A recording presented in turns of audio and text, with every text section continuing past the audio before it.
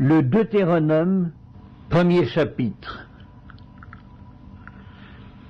Voici les paroles que Moïse adressa à tout Israël de l'autre côté du Jourdain, dans le désert, dans la plaine, vis-à-vis de Suph, entre Paran, Tophel, Laban, Hatséroth et Dizahab.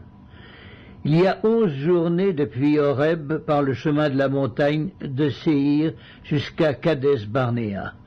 Dans la 40e année, au 11e mois, le premier du mois, Moïse parla aux enfants d'Israël selon tout ce que l'Éternel lui avait ordonné de leur dire. C'était après qu'il eut battu Sihon, roi des Amoréens, qui habitait à Hesbon, et Og, roi de Basan, qui habitait à Astaroth et à Édréi. De l'autre côté du Jourdain, dans le pays de Moab, Moïse commença à expliquer cette loi et dit: « L'Éternel, notre Dieu, nous a parlé à Horeb en disant: Vous avez assez demeuré dans cette montagne, tournez-vous et partez, allez à la montagne des Amoréens et dans tout le voisinage, dans la plaine, sur la montagne, dans la vallée, dans le Midi, sur la côte de la mer, au pays des Cananéens et au Liban, jusqu'au grand fleuve, au fleuve d'Euphrate. Voyez, j'ai mis le pays devant vous. Allez, prenez possession du pays que l'Éternel a juré à vos pères, Abraham, Isaac et Jacob, de donner à eux et à leur postérité après eux. Dans ce temps-là, je vous dis, je ne puis pas à moi seul vous porter. L'Éternel, votre Dieu, vous a multiplié, et vous êtes aujourd'hui aussi nombreux que les étoiles du ciel. Que l'Éternel, le Dieu de vos pères, vous augmente 1000 fois autant, et qu'il vous bénisse comme il vous l'a promis. Comment porterai-je à moi seul votre charge, votre fardeau et vos contestations? Prenez dans vos tribus des hommes sages, intelligents et connus, et je les mettrai à votre tête. Vous me répondîtes en disant, ce que tu proposes de faire est une bonne chose.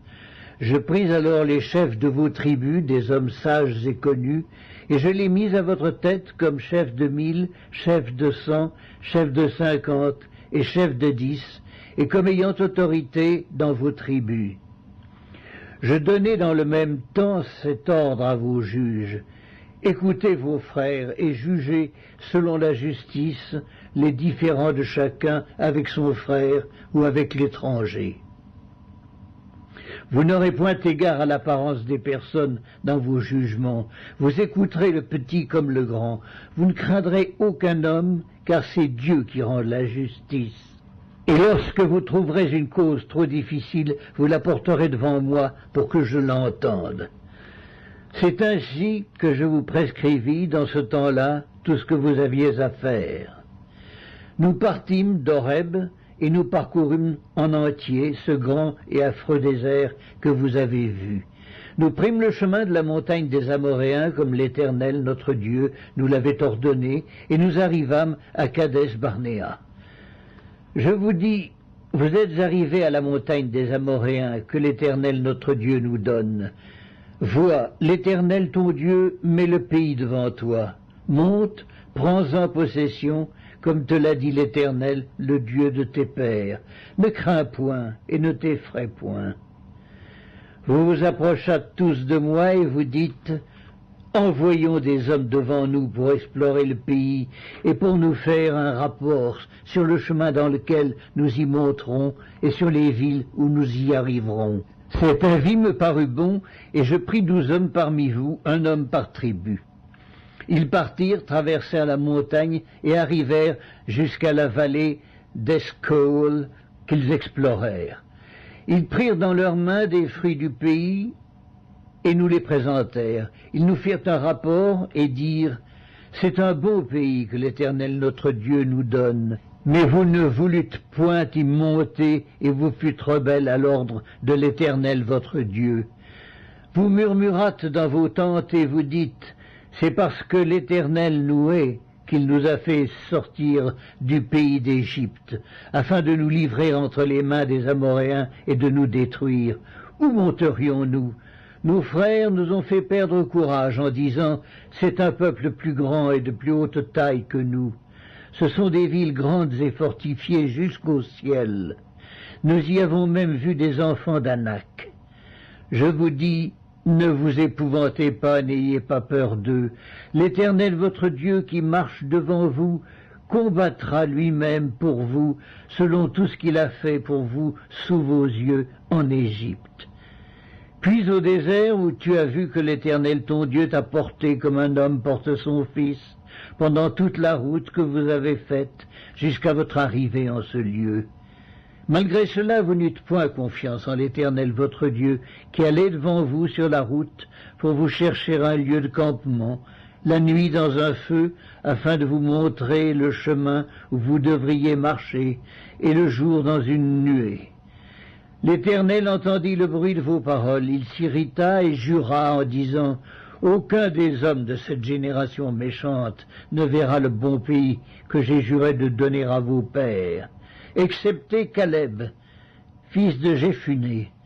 Il le verra, lui, et je donnerai à lui et à ses enfants le pays sur lequel il a marché, parce qu'il a pleinement suivi la voie de l'Éternel. L'Éternel s'irrita aussi contre moi à cause de vous, et il dit, « Toi non plus, tu n'y entreras point. Josué, fils de Nun, ton serviteur, y entrera. Fortifie-le, car c'est lui qui mettra Israël en possession de ce pays. Et vos petits-enfants dont vous avez dit, ils deviendront une proie, et vos fils qui ne connaissent aujourd'hui ni le bien ni le mal, ce sont eux qui y entreront, c'est à eux que je le donnerai, et ce sont eux qui le posséderont. Mais vous, tournez-vous et partez pour le désert dans la direction de la mer Rouge. » Vous répondîtes en me disant, « Nous avons péché contre l'Éternel, nous monterons et nous combattrons comme l'Éternel notre Dieu nous l'a ordonné. » Et vous ceignîtes chacun vos armes, et vous fîtes le projet téméraire de monter à la montagne. L'Éternel me dit, « Dis-leur, ne montez pas et ne combattez pas, car je ne suis pas au milieu de vous. Ne vous faites pas battre par vos ennemis. Je vous parlais, mais vous n'écoutâtes point. Vous fûtes rebelles à l'ordre de l'Éternel, et vous montâtes audacieusement à la montagne. Alors les Amoréens qui habitent cette montagne sortirent à votre rencontre, et vous poursuivirent comme font les abeilles, et vous battirent en Séhir jusqu'à Horma. À votre retour, vous pleurâtes devant l'Éternel, mais l'Éternel n'écouta point votre voix, et ne vous prêta point l'oreille. Vous restâtes à Kadès, où le temps que vous y avez passé fut de longue durée.